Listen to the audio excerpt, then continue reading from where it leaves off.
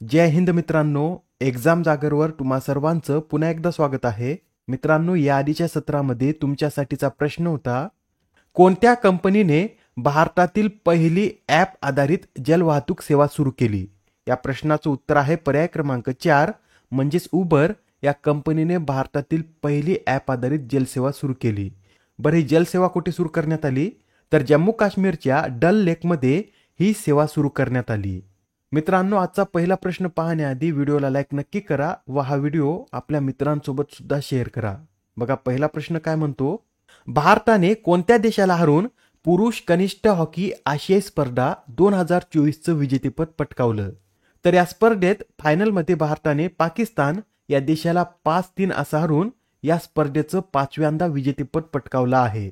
याआधी भारताने ही स्पर्धा 2004, 2008, 2015 व 2023 मध्ये सुद्धा जिंकली होती व भारताने आता एकूण 5व्यांदा व सलग 3ऱ्यांदा ही स्पर्धा जिंकली आहे. या स्पर्धेविषयीचे काही महत्त्वाचे पॉइंट नोट करून घ्या. या स्पर्धेची ही कितवी आवृत्ती होती? तर याची ही 10वी आवृत्ती होती. याचं आयोजन 26 नोव्हेंबर ते 4 डिसेंबर दरम्यान ओमानमधील मस्कट येथे करण्यात आलं होतं व या स्पर्धेतील कांस्य पदक हे जपान या देशानं पटकावलेलं आहे. या स्पर्धेत एकूण किती संघ सहभागी होते? तर या स्पर्धेत एकूण 10 संघ सहभागी होते. आपल्याला जर असं विचारलं की भारताच्या ज्युनियर हॉकी संघाचे प्रशिक्षक कोण आहेत? तर PR श्रीजेश हे भारतीय ज्युनियर हॉकी संघाचे प्रशिक्षक आहेत. याच वर्षी निवृत्तीनंतर ते प्रशिक्षक बनले. बरं, या स्पर्धेत सर्वाधिक गोल कोणी केले? तर पाकिस्तानच्या सुफियान खान यांनी 12 गोल केले. या स्पर्धेतील सर्वोत्तम खेळाडू हे भारताचे अरायजित सिंग हुंदल ठरले आहेत. तर सर्वोत्तम युवा खेळाडूचा पुरस्कार जपानच्या मतो कावाहारा यांना देण्यात आला. सर्वोत्तम गोलरक्षक म्हणून मलेशियाच्या रफाय जेलुसेनी यांना सन्मानित करण्यात आलं. या पुरुष हॉकी ज्युनियर आशिया कपची पहिली आवृत्ती कधी आयोजित करण्यात आली होती? तर 1988 मध्ये पाकिस्तानमध्ये याचं आयोजन करण्यात आलं होतं व त्यावेळेस विजेता हा पाकिस्तानच होता. नेक्स्ट क्वेश्चन पहा, नेटुंबो नंदी नदेवता या कोणत्या देशाच्या पहिल्या महिला राष्ट्रपती बनल्या आहेत? तर या नेटुंबो नदी नदेवता या नामिबिया या देशाच्या पहिल्या महिला राष्ट्रपती बनल्या. नामिबियाच्या त्या एकूण 5व्या राष्ट्रपती असून महिला म्हणून हे पद सांभाळणाऱ्या त्या पहिल्याच नेत्या ठरल्या आहेत. त्यांना राष्ट्रपती पदासाठी पार पडलेल्या निवडणुकीत 57% मते मिळालीत. त्या कोणत्या पक्षाच्या नेत्या आहेत? तर स्वॅप म्हणजेच South West Africa People's Organisation या पक्षाच्या त्या नेत्या आहेत. याआधी त्या नामिबियाच्या उपराष्ट्रपती म्हणून कार्यरत होत्या व आता राष्ट्रपती बनल्या आहेत. मॅपमध्ये पहा, नामिबिया हा देश येथे स्थित आहे. नामिबिया या देशाला दक्षिण आफ्रिकेपासून 1990 मध्ये स्वातंत्र्य मिळालं होतं. या देशाची राजधानी विंडहॉक, तर चलन नामिबियन डॉलर आहे. नेक्स्ट क्वेश्चन पहा, इस्रोने कोणत्या रॉकेटच्या सहाय्याने प्रोबा 3 हे मिशन प्रक्षेपित केले? या प्रश्नाचं उत्तर आहे पर्याय क्रमांक 2 म्हणजेच इस्रोने PSLV C-59 या रॉकेटच्या सहाय्याने प्रोबा 3 मिशन लॉन्च केलं. मित्रांनो, आपल्याला एक्झाममध्ये या मिशनची लॉन्चिंग डेट सुद्धा विचारण्यात येऊ शकते, तर नोट करून घ्या. हे मिशन 5 डिसेंबर रोजी आंध्र प्रदेशातील श्रीहरिकोटा येथील सतीश धवन स्पेस सेंटरमधून लॉन्च करण्यात आलं. आधी हे मिशन 4 डिसेंबरलाच लॉन्च करण्यात येणार होतं, पण काही टेक्निकल इश्यूमुळे हे 5 डिसेंबरला लॉन्च झालं. PSLVचं कितवं उडाण होतं? तर PSLVचं 61 आणि PSLV एक्सेल कॉन्फिगरेशन वापरून याचं हे 26वं उडाण होतं. मित्रांनो, याआधी 2001 मध्ये इस्रोने या मालिकेतीलच पहिलं सौर मिशन लॉन्च केलं होतं व आता याच मालिकेतील अजून एक मिशन लॉन्च करण्यासाठी युरोपियन स्पेस एजन्सीने आपल्या इस्रोचीच निवड केली. या प्रोबा 3 विषयीचे काही फॅक्ट्स नोट करून घ्या. प्रोबा 3 हे ESA म्हणजेच युरोपियन स्पेस एजन्सीचं मिशन असून हे जगातील पहिलेच प्रिसिजन फॉर्मेशन फ्लाइंग मिशन आहे. याचा अर्थ काय होतो? तर या मिशनमध्ये एक नाही तर 2 उपग्रह लॉन्च करण्यात आले.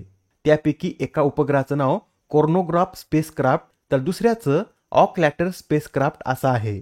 त्यापैकी कोर्नोग्राफ स्पेसक्राफ्टचं वजन 310 किलो तर ऑकलॅटर स्पेसक्राफ्टचं वजन हे 240 किलो इतकं आहे. आता हे जे दोन्ही उपग्रह आहेत हे मिळून सूर्याच्या कोरोनाचा अभ्यास करतील. मित्रांनो, या इमेजमध्ये तुम्हाला हा हाय कोरोना आणि लो कोरोना सुद्धा दिसत असेल. यामध्ये जो काळ्या कलरचा गॅप आहे याचा अभ्यास करण्याचं कार्य हे दोन्ही उपग्रह करतील. या काळ्या रिंगाचा अभ्यास सूर्यग्रहणाच्या वेळीच करता येतो, पण या प्रोबा 3 अंतर्गत कृत्रिम सूर्यग्रहण करून याचा अभ्यास करण्यात येणार आहे. नेक्स्ट क्वेश्चन, मित्रांनो, आता महाराष्ट्राचे मुख्यमंत्री म्हणून देवेंद्र फडणवीस यांनी शपथ घेतली, तर ते आता महाराष्ट्राचे कितवे मुख्यमंत्री बनले आहेत? या प्रश्नाचं योग्य उत्तर आहे पर्याय क्रमांक 3, म्हणजेच ते महाराष्ट्राचे 21वे मुख्यमंत्री बनले आहेत. बरं, त्यांना मुख्यमंत्री म्हणून कोणी शपथ दिली? तर 5 डिसेंबर रोजी महाराष्ट्राचे राज्यपाल CP राधाकृष्णन यांनी त्यांना मुख्यमंत्री म्हणून शपथ दिली. देवेंद्र फडणवीस आता तिसऱ्यांदा महाराष्ट्राचे मुख्यमंत्री बनले आहेत. याआधी ऑक्टोबर 2014 ते 2019 पर्यंत 5 वर्षे 12 दिवसांसाठी ते मुख्यमंत्री होते. त्यानंतर 23 नोव्हेंबर 2019 ते 28 नोव्हेंबर 2019 असे 5 दिवसांसाठी महाराष्ट्राच्या इतिहासातील सर्वात कमी काळाचे ते मुख्यमंत्री बनले होते व आता 5 डिसेंबर रोजीच त्यांनी तिसऱ्यांदा मुख्यमंत्री म्हणून शपथ घेतली. बरं, यंदाच्या विधानसभा निवडणुकीत देवेंद्र फडणवीस हे कोणत्या मतदारसंघातून निवडून आले? तर नागपूर दक्षिण पश्चिम मतदारसंघातून ते निवडून आले आहेत. त्यांच्या शपथविधी कार्यक्रमाला पंतप्रधान नरेंद्र मोदी, केंद्रीय गृहमंत्री अमित शहा आणि 22 राज्यांचे मुख्यमंत्री देखील उपस्थित होते. बरं मित्रांनो, तुम्हाला माहित आहे का, देवेंद्र फडणवीस प्रमाणेच वसंतराव नाईक आणि वसंतदादा पाटील यांनी सुद्धा महाराष्ट्राचं 3 वेळा मुख्यमंत्री पद भूषवलं होतं. आणि महाराष्ट्राचे 4 वेळा मुख्यमंत्री पद भूषवणारी व्यक्ती कोण? तर शरद पवार यांनी महाराष्ट्राचं 4 वेळा मुख्यमंत्री पद भूषवलेलं आहे. पण महाराष्ट्राचे सर्वाधिक काळासाठी मुख्यमंत्री पद भूषवणारे नेते कोण, असा जर प्रश्न विचारला तर वसंतराव नाईक हे सर्वाधिक काळासाठी महाराष्ट्राचे मुख्यमंत्री होते. त्यांनी 11 वर्षापेक्षा जास्त महाराष्ट्राचं मुख्यमंत्री पद भूषवलं होतं. आणि आता डिसेंबर 2024 पर्यंत महाराष्ट्राचं एक वेळा मुख्यमंत्री पद भूषवणारे किती नेते आहेत? तर असे 13 नेते आहेत. ठीक आहे, एवढे पॉईंट तुमच्या लक्षात आले असतील. तर देवेंद्र फडणवीस यांच्याविषयी आपण अधिक माहिती घेऊया. देवेंद्र फडणवीस यांच्या शिक्षणाविषयी सांगायचं झालं तर त्यांनी नागपूर विद्यापीठातून लॉची पदवी घेतली, तर बिझनेस मॅनेजमेंटमध्ये त्यांनी पोस्ट ग्रॅज्युएशन केलं आहे. यासच त्यांनी जर्मनीमधील DSE फाउंडेशन फॉर इंटरनॅशनल डेव्हलपमेंटमध्ये methods and techniques of project मॅनेजमेंटमध्ये डिप्लोमा देखील केला आहे. त्यांच्या राजकीय प्रवासाविषयी सांगायचं झालं तर 1999 पासून ते 6 वेळा आमदार बनले असून पहिल्यांदा ते पश्चिम नागपूर मतदारसंघातून निवडून आले होते. पश्चिम नागपूर संघातून ते 1999 ते 2004 असे दोनदा निवडून आले. त्यानंतर 2009 पासून ते नागपूर दक्षिण पश्चिम मतदारसंघातून निवडून येत आहेत. त्यांनी नागपूर महापालिकेत नगरसेवक म्हणून 1992 ते 2001 पर्यंत कार्य केलं आणि तसेच ते नागपूरचे सर्वात तरुण महापौर देखील होते. महापौर म्हणून त्यांनी 1997 ते 2001 असं कार्य केलं. त्यानंतर 2014ला ते महाराष्ट्राचे दुसरे सर्वात तरुण मुख्यमंत्री बनले. 2019 पर्यंत ते मुख्यमंत्री होते व मुख्यमंत्र्याचा 5 वर्षाचा कालावधी पूर्ण करणारे ते महाराष्ट्रातील केवळ दुसरेच मुख्यमंत्री आहेत. विरोधी पक्षनेता म्हणून त्यांनी 2019 ते 2022 पर्यंत कार्य केलं व 2022 ते 2024 मध्ये ते उपमुख्यमंत्री होते आणि उपमुख्यमंत्री पद सांभाळून मुख्यमंत्री होणारे ते महाराष्ट्राच्या इतिहासातील पहिलेच नेते ठरले आहेत. नेक्स्ट क्वेश्चन पहा. महाराष्ट्राचे सर्वाधिक वेळा उपमुख्यमंत्री पद भूषवण्याचा विक्रम कोणाच्या नावावर आहे? तर आता हा विक्रम अजित पवार यांच्या नावावर आहे. अजित पवार यांनी आता 6व्यांदा महाराष्ट्राचे उपमुख्यमंत्री म्हणून शपथ घेतली. मित्रांनो, याआधी अजित पवार 2010 ते 2012, 2012 ते 2014, 2019 मध्ये पहाटेचा शपथविधी, 2019 ते 22 व जुलै 2023 ते नोव्हेंबर 2024 आणि आता डिसेंबर 2024 मध्ये ते पुन्हा एकदा महाराष्ट्राचे उपमुख्यमंत्री बनले आहेत. महाराष्ट्राच्या इतिहासातील 6 वेळा उपमुख्यमंत्री बनणारे ते एकमेव व्यक्ती आहेत. मित्रांनो, महाराष्ट्रात उपमुख्यमंत्री पदाची परंपरा ही 1978 पासून सुरू झाली व महाराष्ट्राचे पहिले उपमुख्यमंत्री कोण असं जर विचारलं तर नाशिकराव तिरपुडे हे महाराष्ट्राचे पहिले उपमुख्यमंत्री आहेत. आता हा प्रश्न पहा, यात काय विचारला आहे तर 2024च्या इरास्मस पुरस्काराने कोणाला सन्मानित करण्यात आले? या प्रश्नाचं योग्य उत्तर आहे पर्याय क्रमांक 1, म्हणजेच अमिताभ घोष यांना या पुरस्काराने सन्मानित करण्यात आलं. मित्रांनो, या पुरस्काराची घोषणा मार्चमध्येच करण्यात आली होती व आता याचं वितरण नोव्हेंबरमध्ये करण्यात आलं. हा पुरस्कार अमिताभ घोष यांना कशासाठी देण्यात आला तर हवामान बदलाच्या जागतिक संकटावर लेखनासाठी त्यांना हा पुरस्कार मिळाला आहे. या पुरस्कारामध्ये रोख पारितोषिक म्हणून 1,50,000 युरो देण्यात येतात. हा पुरस्कार कोणत्या फाउंडेशनद्वारे देण्यात येतो तर नेदरलँडच्या प्रीमियम इरास्मियनम फाउंडेशनद्वारे हा पुरस्कार देण्यात येतो. पुढचा प्रश्न पहा. अलीकडेच कोणत्या देशाने अंटार्क्टिकामध्ये आपले पहिले वातावरणीय निरीक्षण केंद्र स्थापन केलं? तर आता अंटार्क्टिकामध्ये आपले पहिले वातावरणीय निरीक्षण केंद्र हे चीन या देशानं स्थापन केलं.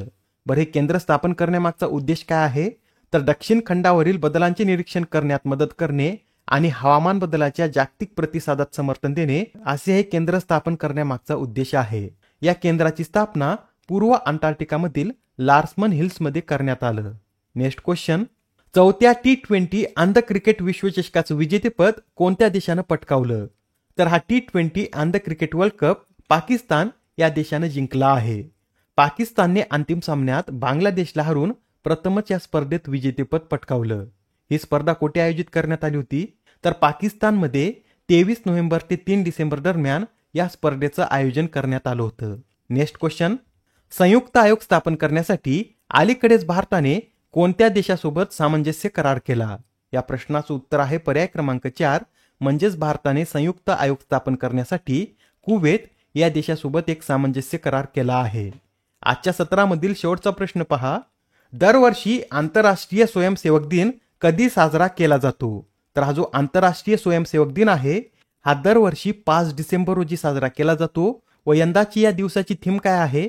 तर volunteer now for our future अशी या वेळेची या दिनाची थीम आहे. आजच्या सत्रामधील तुमच्यासाठीचा प्रश्न पहा. केंद्र सरकारने जीडीपीच्या बेस इयरमध्ये बदल करण्यासाठी कोणाच्या अध्यक्षतेखाली एक सल्लागार समिती स्थापन केली? आता या प्रश्नाचं उत्तर कमेंटमध्ये देण्याचा प्रयत्न करा. उत्तर चुकलं तरी काय हरकत नाही, कारण ज्यावेळेस तुम्हाला या प्रश्नाचं योग्य उत्तर माहित होतं त्यावेळेस हा प्रश्न तुमच्या दीर्घकाळापर्यंत लक्षात राहतो. तर आता पुढच्या सत्रामध्ये पुन्हा भेटूया. धन्यवाद.